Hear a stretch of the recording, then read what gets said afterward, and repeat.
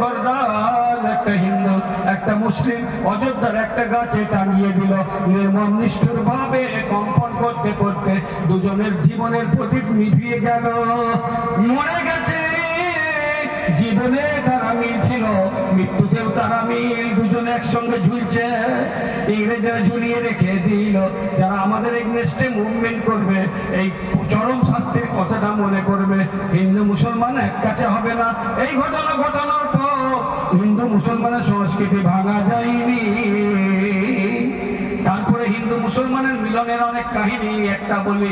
ঝাঁসির রানী লক্ষ্মীবাই আপনারা জানেন, ইংরেজরা যখন দুর্গটাকে ঘিরে নিল, বহির্গমনের কোনো পথ নাই, শিশুরা দুধ পায় না, খাদ্য নেই, পানীয় নেই, ক্ষুধার যন্ত্রণায় দুর্গের মানুষেরা অবরুদ্ধ, মারা পড়ে যাবে।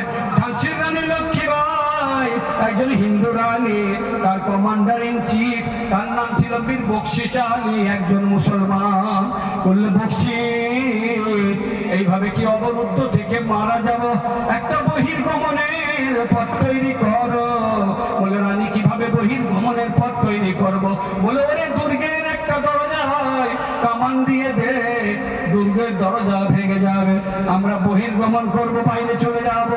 রানীকে তখন বকশিশ আলী বললেন, রানী আপনি তো সিংহ দরজা ভাঙতে বললেন, দরজার একদিকে মন্দির আছে আর একদিকে মসজিদ আছে, আমি বকশিশ আলী কোনটা ভাঙবো? আমি তো মুসলমান, মসজিদ একদিকে মন্দির একদিকে, আমি কোনটা ভাঙবো? কোনটাকে শ্রদ্ধা করব, কোনটাকে সংহার করব, তুমি বলো। রানী তখন বললো, বকশিশ আলী তুমি শোনো, তুমি মুসলমান, মন্দির মসজিদ ভাঙতে পারবে না।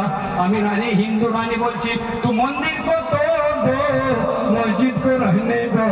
একজন হিন্দু রানী এত বছর আগেও ইসলামের প্রতি ভালোবাসা, প্রজাদের প্রতি সব কি ভালোবাসা, প্রজাদের প্রতি আপাত্ত স্নেহ, সে মন্দির ভাঙার কথা বললো, মন্দির রাখতে বললো। একজন হিন্দু রানী ইসলামের প্রতি সহনশীলতা, ঠিক না বেঠিক? বীর বকশিশ আলীকে যখন বললেন মন্দির ভেঙে দাও, এই বীর বকশিশ আলী মুসলমান, কি মন্দির ভেঙে দিল নাকি? না না, সৈন্যদের নিয়ে বসলো। আমাদের রানী মন্দির ভাঙতে বলেছে, তোমাদের কি মত বলো? সৈন্যরা speak not, I don't know sir, আমরা জানি না, কোনো কথা বলবো না, আপনি যেটা ডিসিশন নেবেন নেন। বীর বকশিশ আলী তখন বললেন, আমার সৈন্য বন্ধু তোমরা শোনো, আমি ডিসিশন নিয়েছি, জব তক সুসুমে শ্বাসে বাতা হুয়া খুন হ্যায়, ধমনীতে ধমনীতে যতক্ষণ রক্ত প্রবাহ চলবে, আমরা মন্দিরও ভাঙবো না, মসজিদও ভাঙবো